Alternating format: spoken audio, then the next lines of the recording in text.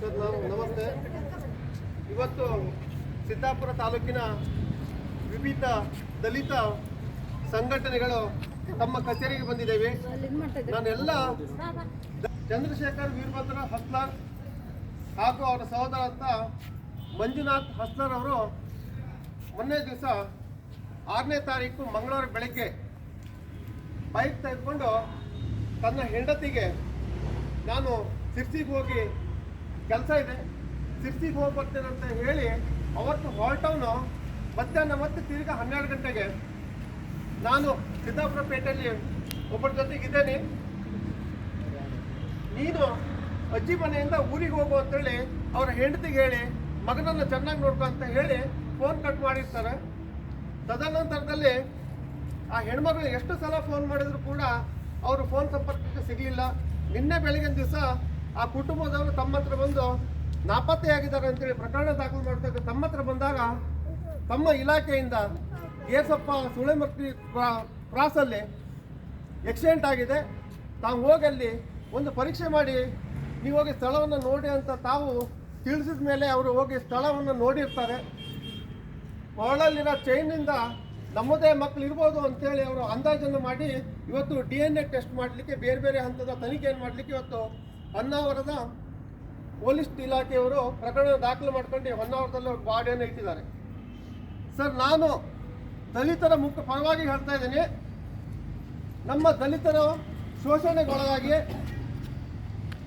ಜೀತದಾಳಾಗಿ ಕೆಲಸ ಮಾಡ್ತಾ ಇದ್ದರು. ಮನೆಯಿಂದ ಬೈಕಲ್ಲಿ ತೆರಳಿ ಯಾವುದೋ ಒಂದು ಕಾರಲ್ಲಿ ಶವವಾಗಿ ಪತ್ತೆ ಆಗ್ತಾರಂತ ಹೇಳಿದ್ರೆ ಆ ಕಾರು ಒಬ್ಬನಿಗೆ ಡ್ರೈವ್ ಮಾಡ್ಲಿಕ್ಕೆ ಬರ್ತಿತ್ತು. ಯಾರು? ಚಂದ್ರಶೇಖರ್ ಅಂತ ಹೇಳಿದ್ರೆ ಡ್ರೈವ್ ಮಾಡ್ಲಿಕ್ಕೆ ಬರ್ತಿತ್ತು.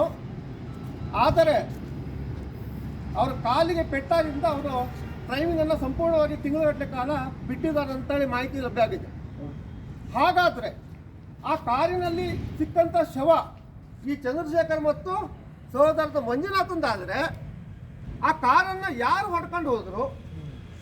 ಆ ಕಾರಲ್ಲಿ ಟ್ರೈನಲ್ಲಿ ಬಿದ್ದಾಗ ಆ ಕಾರಲ್ಲಿ ಯಾವುದಾದ್ರು ಸ್ಫೋಟಕ ವಸ್ತುಗಳನ್ನು ಇಟ್ಟಿದ್ರು ಅಥವಾ ಯಾರಲ್ಲಿ ಕರ್ಕೊಂಡು ಹೋಗಿ ಅವರ ಕಾರನ್ನು ಆಕ್ಸಿಡೆಂಟ್ ಮಾಡಿದ್ದಾರೆ ಅಥವಾ ಯಾವುದಾದ್ರು ಥರ ನಿಗೂಢ ಕೊಲೆ ಮಾಡಿದರು ಅನ್ನೋ ಪೂರ್ತಿ ಸಂಶಯ ವ್ಯಕ್ತಪಡ್ತಾ ಇದೆ.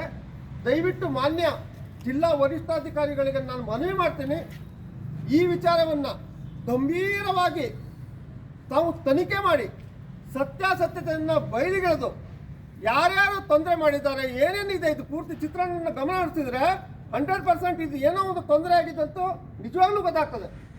ತಾವು ತನಿಖೆ ಮಾಡಿ. ನಮಗೆ ಪೊಲೀಸ್ ಇಲಾಖೆ ಮೇಲೆ ಸಂಪೂರ್ಣವಾದ ವಿಶ್ವಾಸ ಇದೆ, ನಂಬಿಕೆ ಇದೆ. ತಾವು ಈ ಪ್ರಕರಣವನ್ನು ಗಂಭೀರವಾಗಿ ತನಿಖೆ ಮಾಡಿ ಸತ್ಯಾಸತ್ಯತೆಯನ್ನು ಬಯಲು ಮಾಡಿ ಆ ಕುಟುಂಬಕ್ಕೆ ನ್ಯಾಯ ಕೊಡ್ಬೇಕಂತೇಳಿ ಸಮಸ್ತ ದಲಿತರ ಪರವಾಗಿ ನಾವು ಇವತ್ತು ಮನವಿಯನ್ನ ತಮ್ಮ ಮುಖಾಂತರ SP ಸಾಹೇಬರಿಗೆ ಮನವಿಯನ್ನ ಕಳಿಸ್ತಾ ಇದ್ದೇವೆ.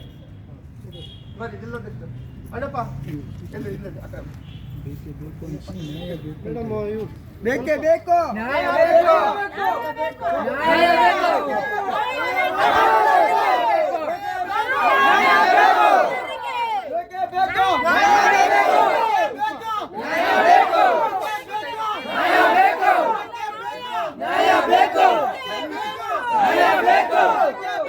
ನ್ಯಾಯ ಬೇಕು.